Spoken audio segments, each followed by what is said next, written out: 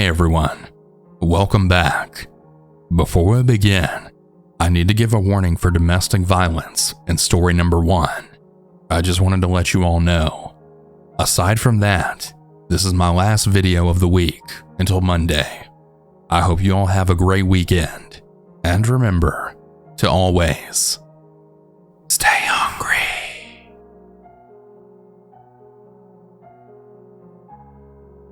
To start this off, I'm a 25-year-old female, and when the story took place I was 18, about to be 19 in a few months.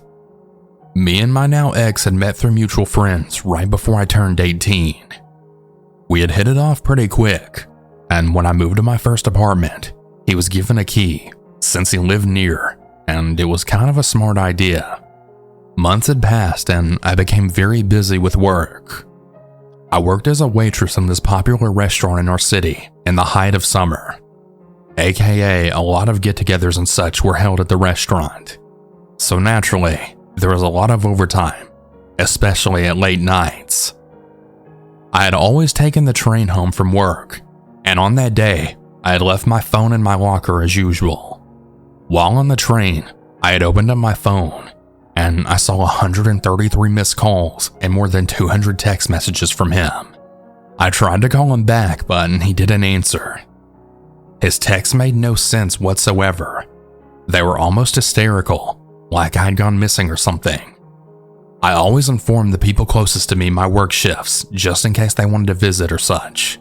So it wasn't that he didn't know where I was. As I arrived home, it was pretty much bright because it was summertime, and I saw him sitting on my damn couch. He then stood up, just walked right past me and out of my apartment. It was very odd, and I'd called my best friend to tell her about it. Some more time passed and I was now turning 19. Me and my now ex moved in together, which turned out to be a huge mistake. After the previous incident, he had acted all normal, and we didn't even speak of it at all, even though I tried to bring it up on multiple occasions. We lived an okay life. That is, until he got fired from his job. He went mental. At that point in the relationship, I had noticed many red flags, and I was planning on leaving soon. I was waiting on my next paycheck to come first, but after he lost his job, his drinking went out of hand, to the point that when I got paid, this sorry son of a bitch stole over $280 out of my savings. I had my savings in a physical box that I kept hidden where I would from time to time put some extra money in. When I found out about this, and when I asked, he had actually lied to me for days before one of his friends reached out and told me what happened to the money. I was devastated, but I knew there was no way I could get it back, and on that same day, I broke up with him. When I said that I wanted to end things, he was really quiet, and he just went to sleep.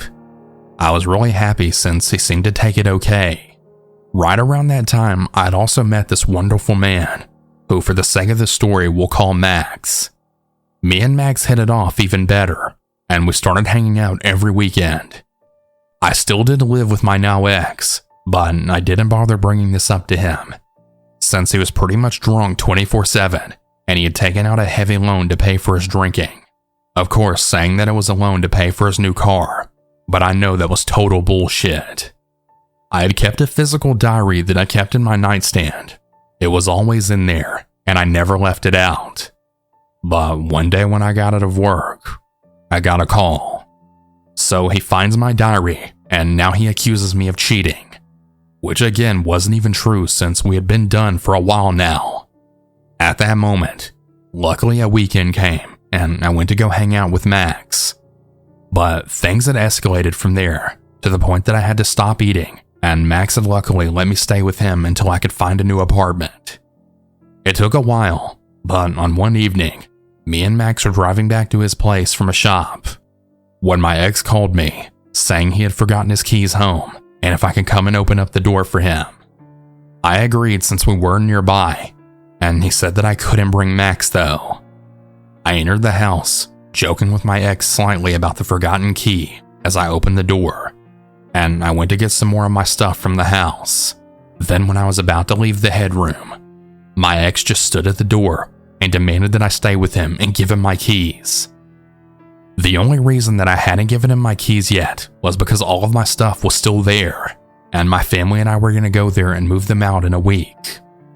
I said no, and that I was leaving now. He blocked my entrance, and once again, he punched me in the face. Baffled, I called Max. For context, my ex was about 5'7" and very slim, whilst Max is about 6'3" and muscular. As you can imagine, this had spooked out my ex quite a bit, but not enough for him to move the hell out of my way. My face was hurting a lot, but I knew that he wasn't done with me, and that I had to leave now.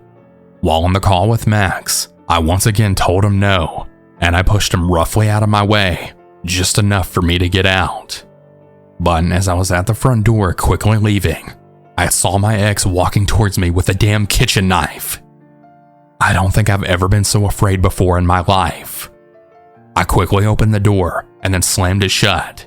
Then I ran down the stairs to Max's car. I then quickly get inside and shut the door before telling him to leave really quick and then explaining to him what just happened.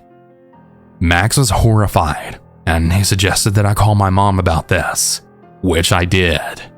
Now, she had known about this whole thing for a while, but this had made her fear for me even more at that point. The week went by, but not without constant calling and texting. At one point, he called me like 20 times in one day, and he even sent me messages of him cutting his wrists and blaming me for it. When the moving day came, oh boy was he all over the place.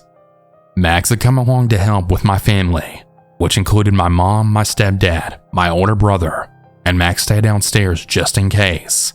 But apparently that wasn't enough for this dude. He went all ballistic about it, and he threatened to kill me. Luckily, nothing actually happened, and we successfully moved everything out of there. But that didn't stop his insane harassment. He had sent some of his friends to stalk me at work and such. And how do I know this, you may ask? Well, it's because I saw one of them, and I straight up asked why he was there. And this particular friend told me. The friend and I became friends when me and my ex were still dating, so he knew both sides of everything, and what happened. I confronted my ex with this info, and he denied it, and he went on to continue to send me messages all throughout the day, as well as calling me constantly. Then I blocked him. I really wish that this was the end of this story, but it's not. Me and Max later moved in together when I was about 21, right after we had been dating for almost 2 years, when he then came up again. By this point, we had moved in together a very long distance away from my ex, but he somehow found out where we lived, and he started to send some of his friends to come knock on my door in the middle of the night, sending me death threats through the mail, and much more. This continued for a few months, until one day we discovered that our dog, who back then was just a puppy, was barking at the window like crazy after we came home from a date night. We thought that she may have just been barking at some animal that she may have seen or something, and we just went to bed shortly after, since both of us had to wake up very early for work. Well, at about 2:30 a.m., we woke up to our dog barking again, but now she was barking towards our living room. We've always kept our bedroom doors slightly open so that she could walk in and out whenever she wanted. I woke up Max, and he found it odd too, since she seemed to be staring at something in the living room. He got up, and I stood up from our bed as well to see what was happening, when Max then yelled, "What the fuck are you doing in our house?" And that's when I heard it. Footsteps that quickly turned into running steps, when Max luckily shut the door and then screamed at me to call 911. After about 10 minutes, the cops arrived, and we heard a loud commotion through our door, and when one of the officers asked us to open it, I saw a face that I never wished to see again. It was my ex. We had to go to the police station, and we were told that he had gone through one of our windows. We lived on the first floor of our apartment building, and he had hid around the house and then actually waited for us to get back. The scariest part of all this was that he had a lot of bad stuff with him. He had a hunting knife, duct tape, and a small handsaw as well. He was arrested that day, and he was given a sentence of 2 years for breaking and entering. In our country, the sentencing system is very broke, and people who do horrific things get surprisingly light sentences. I ended up placing a restraining order against him, and me, Max, and our puppy moved further away. But this story does have a happy ending. Me and Max got married last year, and just 2 months ago, I gave birth to our daughter. We live in a smaller town far away from my ex, and I really hope that I never have to see his sorry ass again.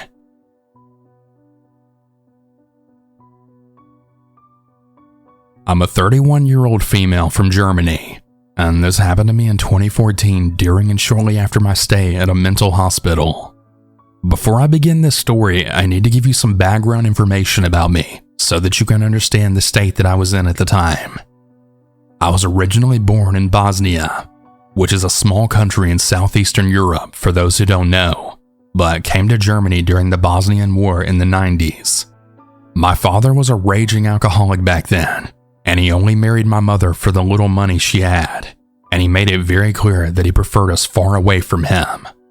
Years of mental and physical abuse, bullying at school, and also caring for my broken mother and older brother while maintaining the charade of the strong child made me a wreck, but I kept it all bottled up.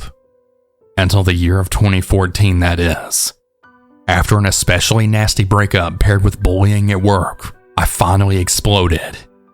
Nervous breakdowns look different on everybody, but for me, it was spending my days crying, without eating, without sleeping or leaving the house until my mother finally noticed and got me hospitalized.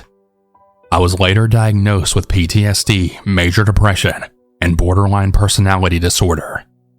Anyway, sorry for the long backstory, but I need people to understand that I was at my lowest, and therefore I didn't see the gigantic red flags this boy basically threw right in my face.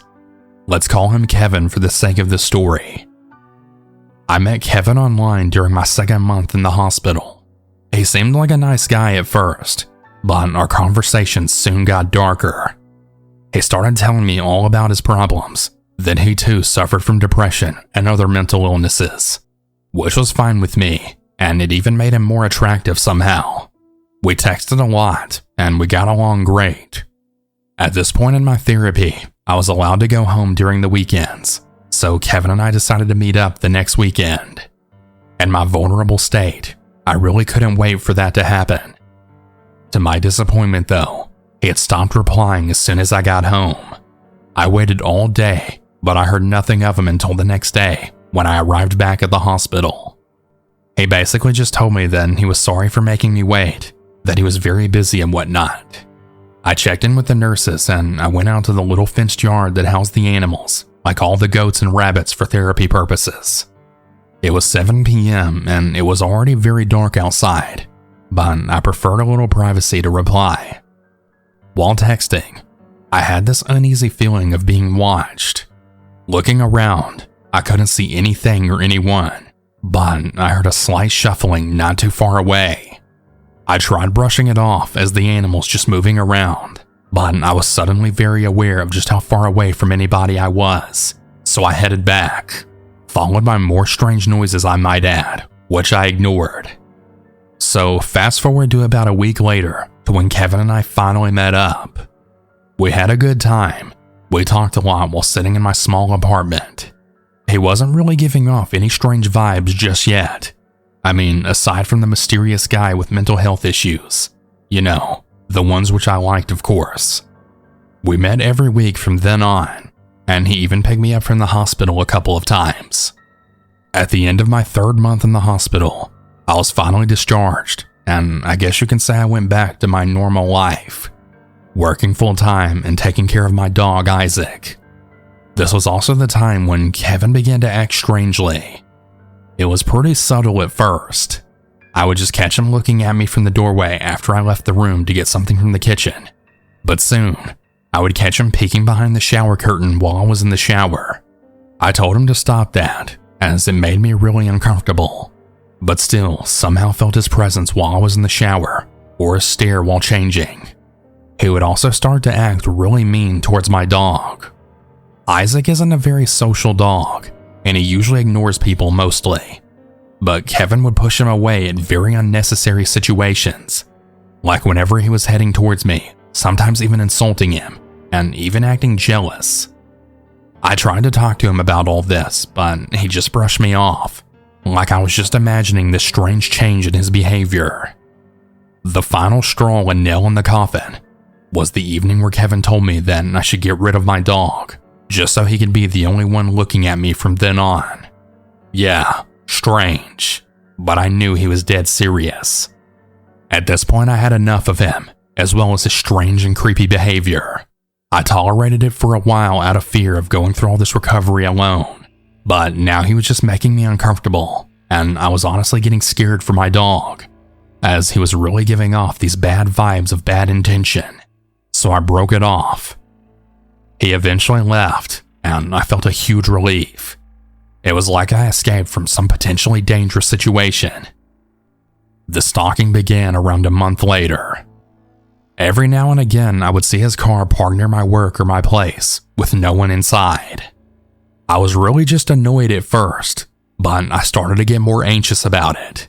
I got the same feeling as the one I had when he would stand behind the shower curtain while I would walk home from work. I even saw him one time disappearing behind a corner. I knew it was him every time though, as Isaac would start growling in certain directions. But of course I had no proof, so there was nothing I could do, and I just walked home as fast as possible. Also, he seemed to be relatively afraid of dogs, so I knew he would keep his distance, making it somewhat easier to endure. This all went on for almost a year, but it did eventually stop. Almost, at least. Years afterwards, I still got cryptic messages from him from time to time, but I never did see or feel his presence again. This was a long time ago, but I still won't go anywhere without at least my dog by my side, even after moving far away from this creep.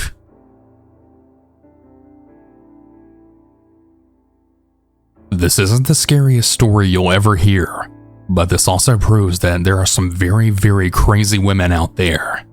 So I was around 10 years old at this time, and my dad was a few years sober now when he had met this crazy woman named Casey. They worked at the same job, helping each other become sober.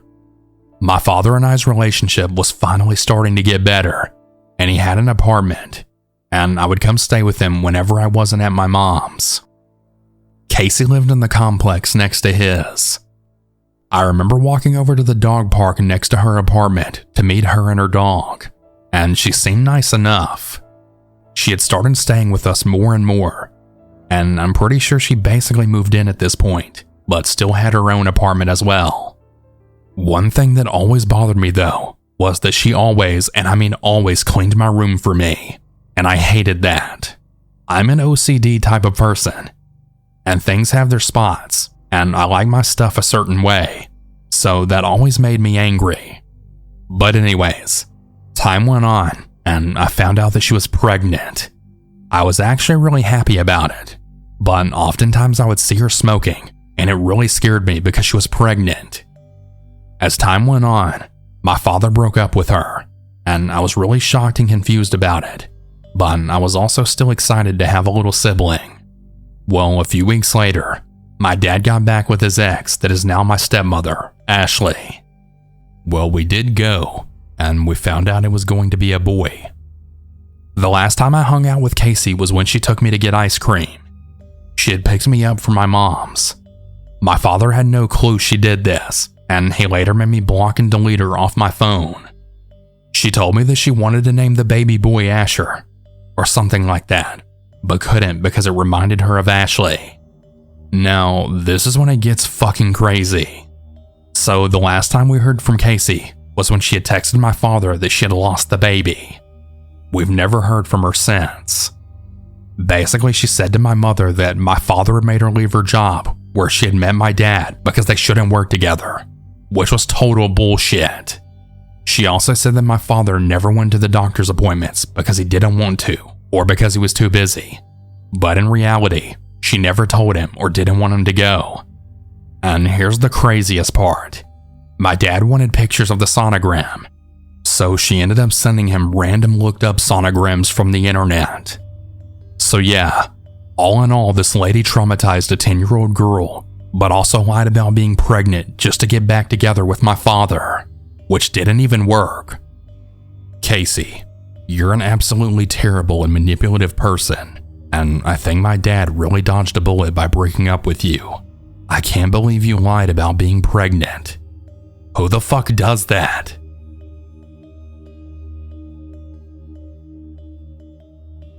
Hey everyone, I hope you all enjoyed these stories. If you ever want to submit your own, you can do so at southerncannibal.com. Have a good night everyone, and remember to always